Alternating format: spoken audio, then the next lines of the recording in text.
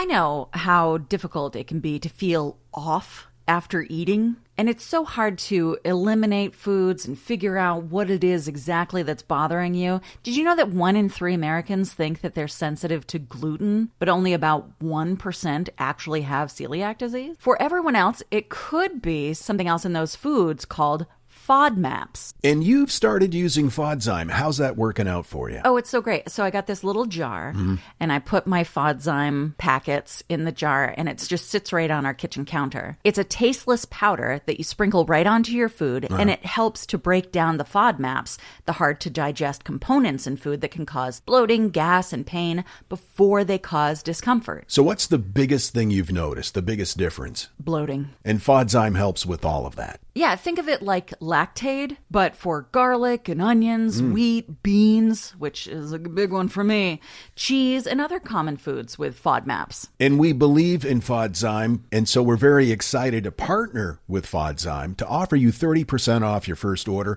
when you go to icaneatagain.com/oddities. That's icaneatagain.com/oddities for 30% off your first order. Finally, you can enjoy your favorite foods without the pain. Just go to icaneatagain.com/oddities. This episode is brought to you by Accenture. When your advertising operations fall out of sync, everything else follows. Spotify and Accenture are working together to reinvent the rhythm of ad sales, using automation, analytics, and smarter workflows to simplify campaign delivery and access better data across the business. The result? Less time spent on operations, more time connecting brands with the moments and fandoms that matter most. Learn more at accenture.com/Spotify. The Box of Oddities. Well, Kat and I, we've talked about this before. We sleep in separate rooms pretty consistently, and it's for a couple of reasons. Number one, I snore, and number two, I've punched you in the face twice while I'm asleep. Yep. You're unsafe to be around. I felt so bad, too. And, you know, the thing is, I was dreaming that I was somehow saving you from something. And I, in real life, punched you right in the face. Right in the face. But it actually works out really well for us. Both of us sleep better, and we have very different sleep schedules. Yeah, we definitely do. Oh, and speaking of that, even though I am sleeping in my own room most of the time, thank you for coming in and changing my sheets. Oh, you're welcome. That was really nice of you. Well, I know how much you love a fresh bed. Oh, my God. Nothing better. I did, however, have an interesting moment where I was pulling back the top sheet and discovered the corner of a golden wrapper. Oh. And I thought, gosh, that metallic wrapper corner is very reminiscent of, well, a prophylactic. Ah. And for a moment, I went, thought it was what the fuck? And I think I know the answer to this, but I figured it out pretty quickly. What exactly was it? It wasn't a condom wrapper. It was the corner of a Hershey's bar wrapper. That in itself is a microcosm of who I am as a person. I would never cheat on you. There would never be any condom wrappers in my bed. However, I do sneak eat Hershey bars at 3 a.m, sitting there in the dark with the sheet over my head, nibbling away. It's another reason why we sleep separately. That's true. Oh my God, you're so funny. Okay, I do have a topic, and oddly enough, I wrote it on the back of a condom box. Stop it. When most of us think about ancient history, we're usually talking about a few thousand years, like the pyramids. They seem impossibly old. The Roman Empire, that feels like it's beyond reach. Even dinosaurs somehow get lumped together into one distant blur that we just call prehistoric. Right, even though it lasted eons. Yeah, hundreds of millions of years. Everything we recognize as modern civilization, the factories, power plants, highways, skyscrapers, satellites, smartphones. You can fit it in a matchbox. You could. The entire industrial world fits into a period so tiny, especially based on Earth's timeline, that it barely registers. Which, of course, leads us to Carl Sagan's, what did he call it? Cosmic calendar. Cosmic calendar. Yeah, that really helps put it in perspective. If you've never seen that, just Google Carl Sagan cosmic calendar. But our industrial civilization has existed 200 years. Anatomically modern human beings have been around for maybe 300,000 years. Earth itself is 4.5 billions of years old. Our entire industrial age is less than a blink of an eye on that scale. And that raises this question, which I find just fascinating. If another industrial civilization had appeared millions of years before us, would we even know? Would we be capable of finding evidence if there had been? And that's the idea behind what's known as the Silurian Hypothesis. It's a genuine scientific thought experiment proposed in 2018 by climatologist Gavin Schmidt and astrophysicist Adam Frank. The name comes from, for those fellow Doctor Who fans, the name comes from the intelligent reptilian Silurians. Oh. But the paper itself is not science fiction. It's really a practical exercise in geology. And the authors asked this question. Suppose an industrial civilization had existed on Earth tens or even hundreds of millions of years before humans. Not humans necessarily, something else maybe, something intelligent enough to build cities, burn fuel, manufacture materials, and alter its environment. Would there be any trace of it still today? What do you think? What is your gut telling you? I don't know. I feel like we do a lot of exploring, but what feels like a lot for us really isn't that much. Yeah. I mean, we're discovering new species that are just out in the open all the time. It's perspective. I'm going to say, maybe. Well, our instinct, of course, I think, is to say yes, because as you pointed out, we have such a small slice of perspective, but it's all we know. Yeah. You think we'd probably find cities buried underground, rusted machinery maybe, skeleton something. But that is not how geology works. And cities don't last very long. That's true. And it sounds impossible when you're standing in, like, the Upper East Side of New York, surrounded by giant skyscrapers. It feels very permanent. But if we left a city alone, then nature would begin reclaiming it almost immediately. 12 Monkey style. Yes, 12 Monkey style. Oh, God, I want to watch that again. Have you seen the series 12 Monkeys? I have not. I'd like to check that out. It doesn't take long before roofs start to collapse and water finds a crack somewhere and gets in.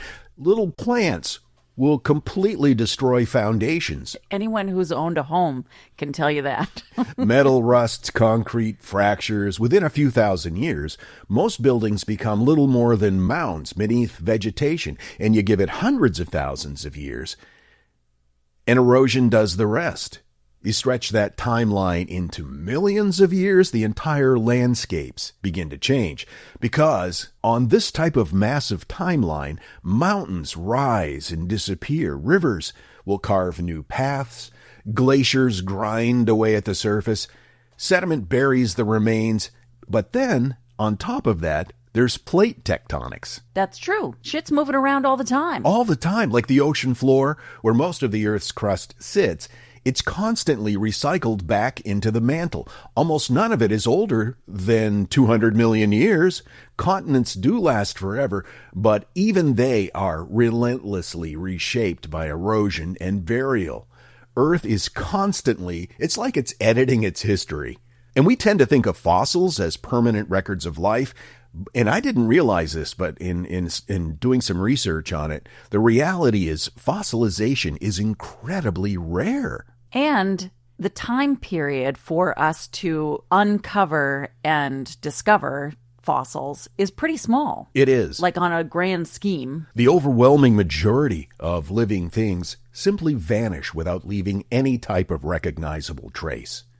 So that means the odds of a single human skeleton surviving hundreds of millions of years would be astonishingly low. Which means future geologists, even if they were incredibly advanced, much more than we are, probably wouldn't uncover a neatly preserved city full of human remains. They almost certainly wouldn't find a museum with our world history just laid out for them. Right. Steel rusts away and concrete breaks apart. Even plastics that we think of as lasting forever don't actually remain intact indefinitely. They fragment, they degrade, and they become increasingly difficult to recognize over geological timescales. It's a strange thing to think about. Everything we've built, every skyline, every monument, every baseball stadium, every airport, every data center, every highway stretching across continents, you give Earth enough time, and it all goes away. Yeah. It just becomes rock again. So if future scientists couldn't rely on buildings, what would they look for? And that's where the Silurian hypothesis becomes especially fascinating to me. You're getting all jazzed up. Oh, you know it. The paper argues that the real evidence of an industrial civilization from that far in the distant past wouldn't be its architecture. It would be chemical traces. Oh, okay.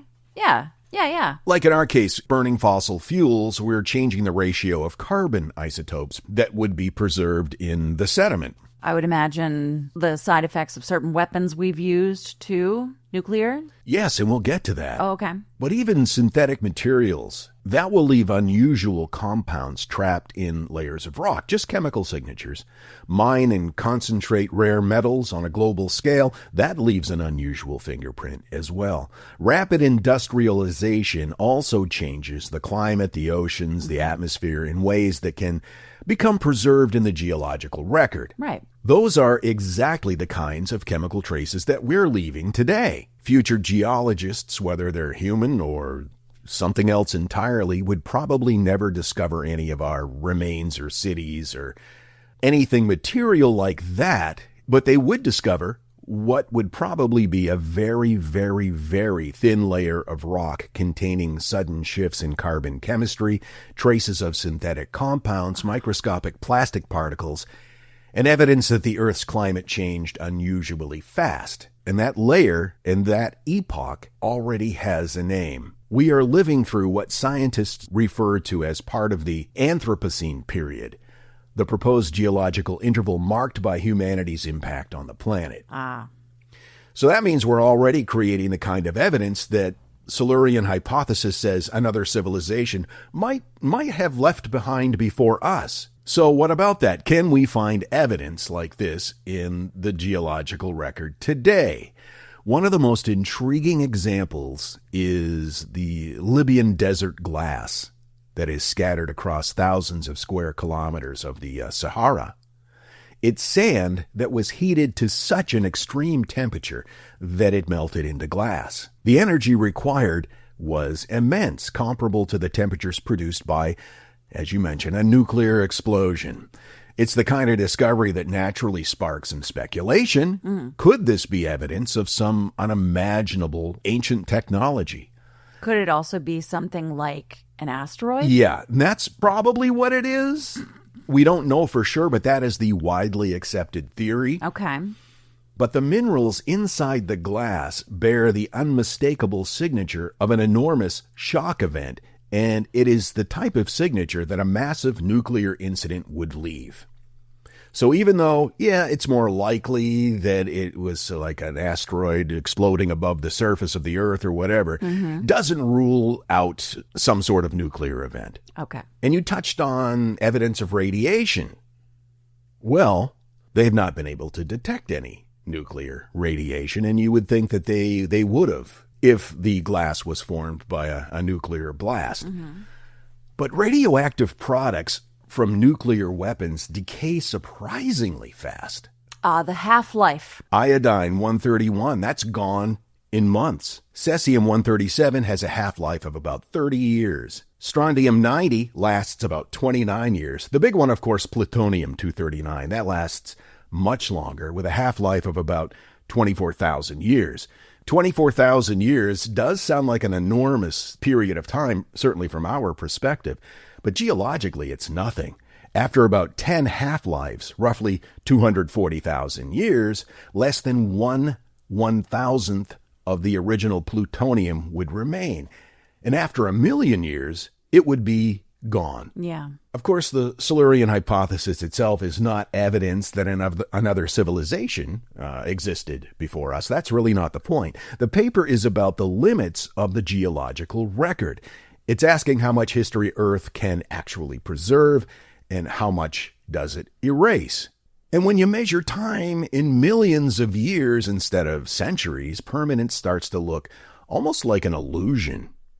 Well, yeah. We can't grasp those types of extended periods of time. Nope.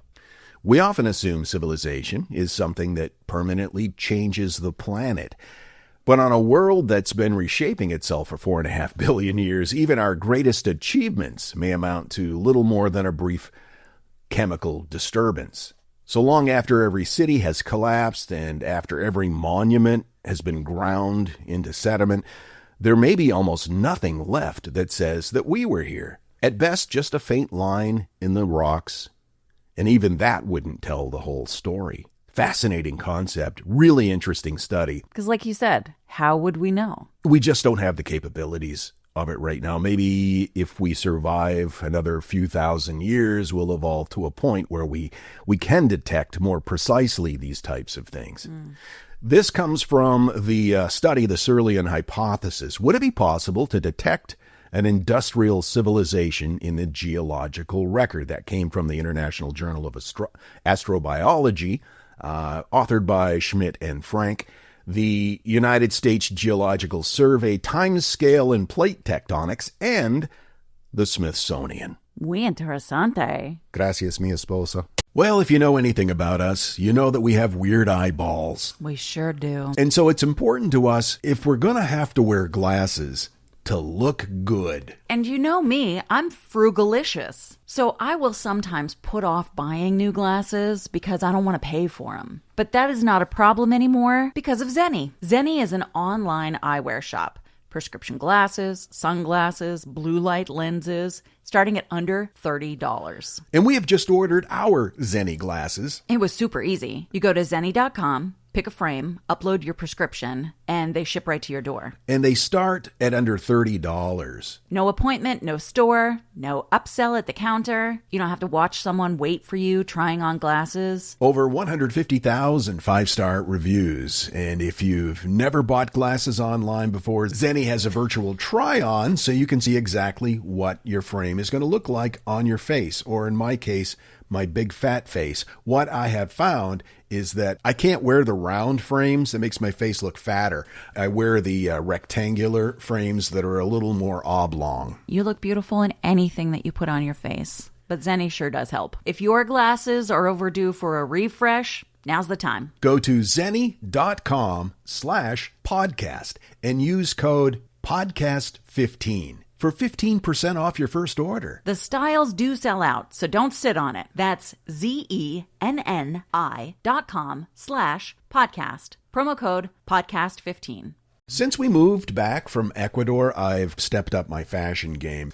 Trying to buy clothes in Ecuador was a challenge for me because everybody's so tiny, you know? Were known in the neighborhood as being melon head. But in Spanish. Cabeza de melón. So since we've been back, I've been repopulating my wardrobe and updating it, and I've been doing it at Quince, and I love everything they have. Your blue shorts that you got from Quince, they're just the right length, so you've got a little bit of that Magnum PI thigh going on, but not too much, and they always look good, even if I don't fold them right away. Just stay in the laundry for a while. Yeah.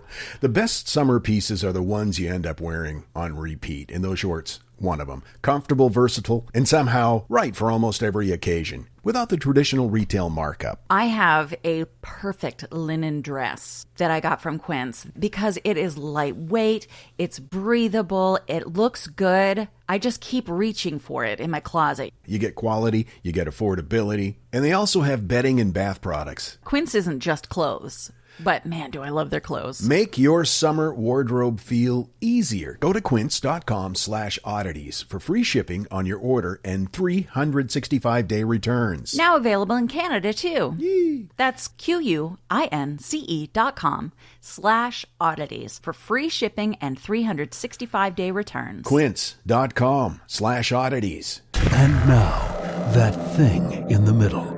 We love a spooky hospital story. Oh my God. Yes. There's a TikTok by Bruce Kaler. There's a nurse walking past an empty hospital room, and it just says, "We all have that one room." And there's like weird noises coming out of it. There's a bajillion amazing comments. And I found this video by Taylor Black, who focused on some of the more hilarious comments. And I thought it would be fun to share. I had a dying patient seeing a bunch of people in her room. No big deal. Most of us see people around the time we die. Well, I'm in her room to give her 3 a.m. morphine, and she's kind of irritated by all the, quote, people in her room. She's looking all around her and doesn't even acknowledge I'm there. She calls out, "Who are all these people?" I go along with it and tell her I'm not sure. I don't think I've ever met them before. She then snaps her head around to stare me dead in the eyes and says, "Well, they all know you." Oh, fantastic news. Great. Thanks for sharing.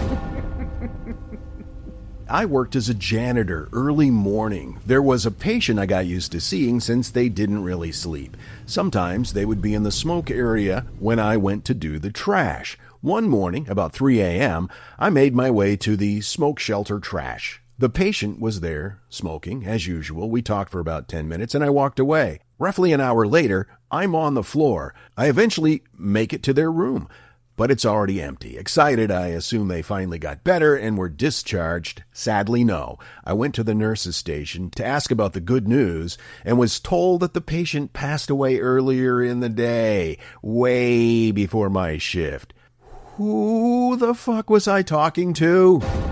I had a dementia patient who hit the call light. I go in alone. She says, "Who are you?" "I'm your nurse, Sarah." "No, not you. I know who you are. Who's the little girl next to you?" "Ma'am, do not do this to me at 3 a.m., okay?" And number one, I remember I was working an overnight shift back in 2017, and I had just finished the prep on a client when I heard someone else walking around. Me thinking it was probably the director, I walked out to say hi, and to my surprise, it was an older gentleman standing there. I asked if I could help him, and he looked me dead ass in the eye, pointed toward the prep room, and said, "You already have." I turned to see what he was pointing at and saw nothing. But when I turned back around, he was gone. I searched the entire building for him before I went back to the prep station and realized that the man I saw in the lobby was the man on my table. Ooh, okay.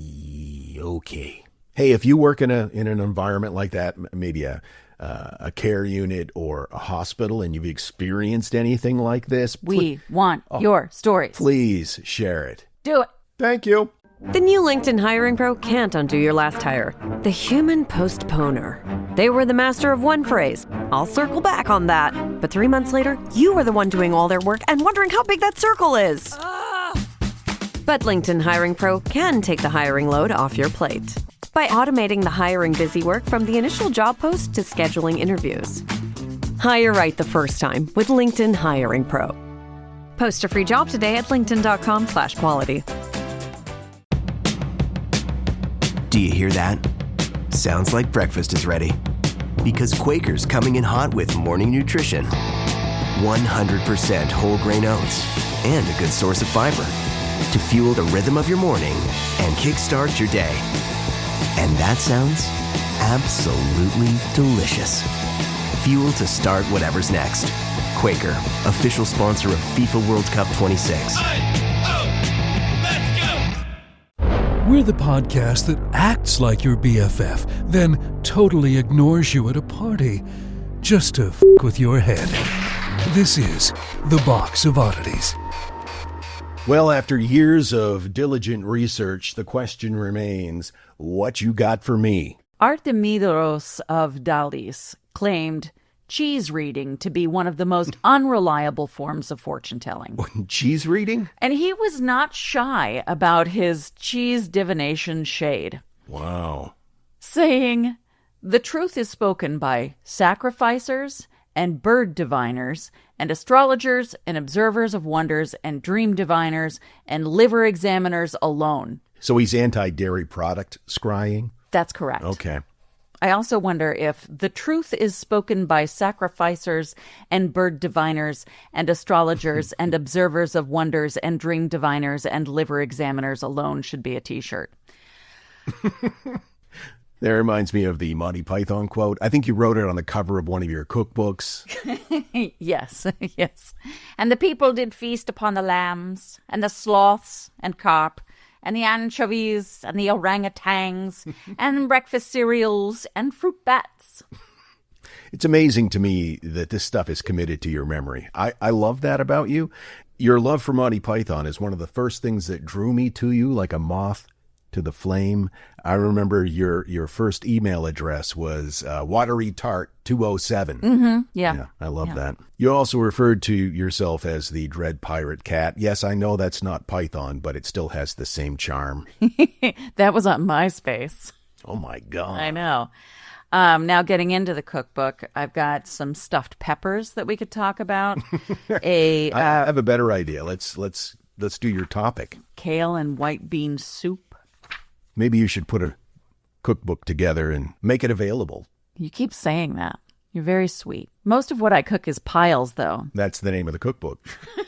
Cat's Piles. I don't think that's very enticing. Oh, doesn't that whet Is your that appetite? the promise of what you're going to be left with?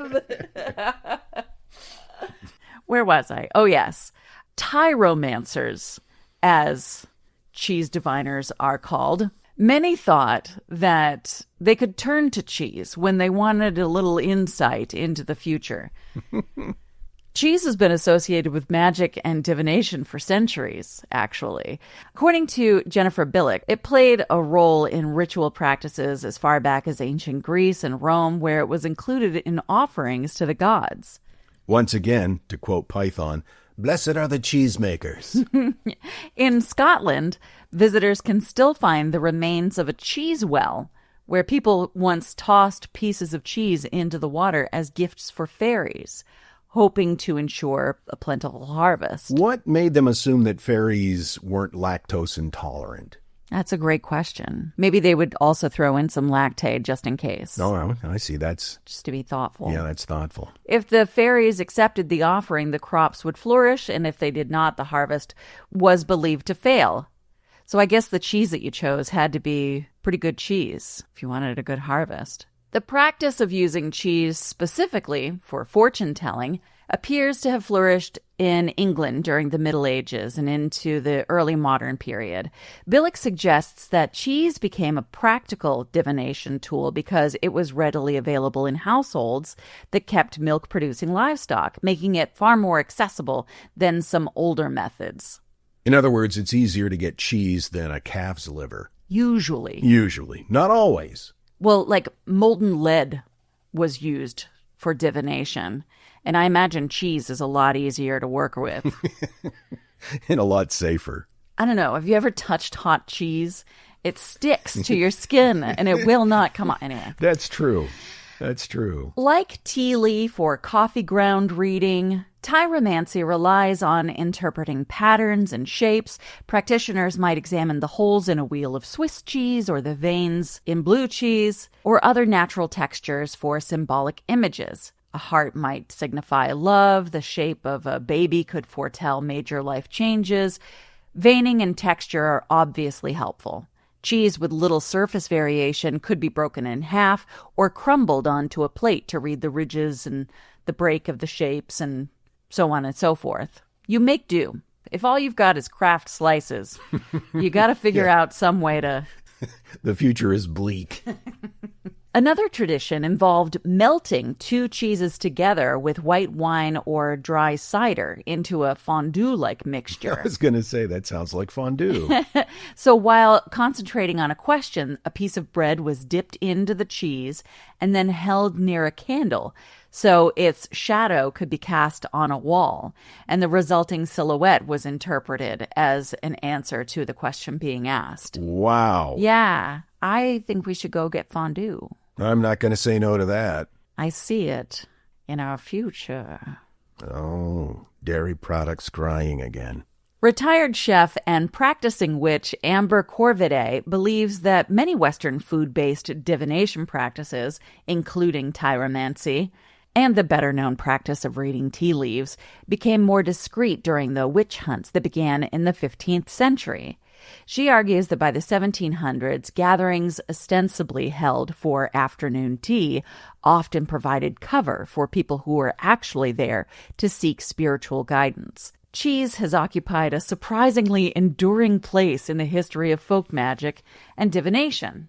Like in the Middle Ages, people would write down the names of people that they wanted to court on separate pieces of cheese, or maybe carve the name into the cheese. Okay. And then whichever piece molded first was their ideal partner. Huh. I would think it would be the other way around. Mold doesn't imply true love to me. Putting answers on pieces of cheese and then putting them in a cage with a rodent. Whichever piece was eaten first would indicate the answer. And I assume that you would use the same type of cheese because, Sure. yeah, Yes. they might have a preference and you could stack the deck in your favor. Right. Stack the cheese deck. Sharif don't like it. Stack the cheese deck. Stack the cheese deck. Now, cheese reading may seem unbelievable, Okay. but divining through things that are readily available to you and don't necessarily read as witchy has been a thing for eons. Across cultures and centuries, ordinary ingredients became tools for divination. We talked about tea leaf reading. It's probably the best known food-based form of fortune-telling today. The idea is after you finish drinking a cup of loose leaf tea, which I cannot handle because then the little leaves get on my lips and it makes me... Or worse yet, stuck to your teeth. And looks like you may have had gingivitis at one point. The remaining leaves are swirled around in the cup, and the shapes that they leave behind are interpreted as symbols or messages. Cromniomancy is the practice of divining with onions. It involved assigning different names or wishes or choices to individual onion bulbs, and then the first onion to sprout was believed to reveal the answer or predict the most favorable outcome. This I can see as being one of those, you know how plants do well when you speak to them lovingly? So it kind of like creates the answer that you want because you're giving all your sweet loving attention to the one bulb. Sure. And you're like, let it be Todd. Let it be Todd. Todd. Another tradition that uses flour is called alluromancy, or as the video that I found told me how to pronounce it, alluromancy. That's Not so helpful. helpful. No, wait, no. Stupid video. I have a hard enough time as it is. Anyway, a mixture of flour and water was poured into a bowl, and the resulting cracks and swirls and patterns were interpreted much like reading tea leaves was. My mom used to mix flour in water, and we used it as paste for products, for projects. It like papier-mâché. Papier-mâché. Papier-mâché. Anyway, in some cultures, rice and maize were scattered or cast, with the arrangement of the grains offering guidance or answers to important questions. Some of these methods seem incredibly wasteful, and I'm guessing it was during a period of time where food was not plentiful. You must have really wanted an answer to something. I'm hungry. I got a little rice. I'll throw it on the floor. Well, rice can be washed off pretty easily. It's fine. Use it for your divination and then pop it in that pot. Who cares? But their floors during that period of human history were filthy. Probably rodent droppings and residue of sadness, which, by the way, is very greasy and hard to get out in the wash. You're in a weird mood today. I'm in a weird mood today. Now, let's get into ovomancy, fortune-telling with eggs, which, unlike many historical divination practices, is still very much alive in parts of the world. Ecuador, for one. That's right. We saw many limpias at markets doing their spiritual cleansings, and it was amazing. They would break an egg into a bowl, they would divine your future, and then they would beat you with shrubbery. And it was so nice because, one, they were always so joyful and just filled with this incredible spirit. But also, when they were doing their cleansing process, hitting you with sticks, often the Olympias would make this noise. And I found it very soothing. And I think I could have had a nap there. Like ASMR. Yes. Too. Yeah, also I found what was interesting to me was that after they were done, you do not say thank you, because that will nullify any cleansing that's taken place, which seems counterintuitive to me. You know, you're much better now, but don't be grateful. In Spain, divination with eggs has long been associated with St. John's Eve on June 23rd, when egg whites are dropped into water and the shapes that they form are interpreted as signs of the future. In Ireland, Scotland, and the Isle of Man, egg divination was traditionally practiced during seasonal Celtic rituals. Across Central and South America, the tradition lives on through limpia con huevo. These are rooted in ancient Mesoamerican healing traditions, and they believe that the egg absorbs spiritual negativity. Looking across all these traditions, a pattern begins to emerge. People don't necessarily seek out rare crystals or elaborate rituals to find meaning. Often they turn to things that they have close at hand. The foods that they harvested or baked or brewed and shared every day. A wheel of cheese, a handful of rice. It can become a bridge to the unknown. And oftentimes that seems to have grown out of need, so that, the witch hunters in your town didn't go, ha, that lady's turned me into a newt. And you can just be like, no, I'm just having some bread, my guy. When really you're like, oh, Todd is really into you. Anyway, I got my information from National Geographic, Savure, cheese professor, and Afar. Cheese professor? Yeah. I wonder if that's an honorary title. Professor of cheese. I have a doctorate in lactose. Anyway, thanks for supporting us, you guys. Thanks for helping us out by listening. Even though sometimes our topics can be a little cheesy. Please don't leave me. Anyway, theboxofoddities.com. We'll see you next time. Until then, keep flying that freak flag. Fly it proudly, you beautiful freak. And so, let it be known that the Box of Oddities belongs to you, and its fate is in your hands. The Box of Oddities commits to the telling of stories of the strange, the bizarre, the unexpected. We wish to offer our deeply felt gratitude and appreciation for your patronage. TheBoxOfOddities.com. Copyright 2026. All rights reserved. Probably that's exactly right.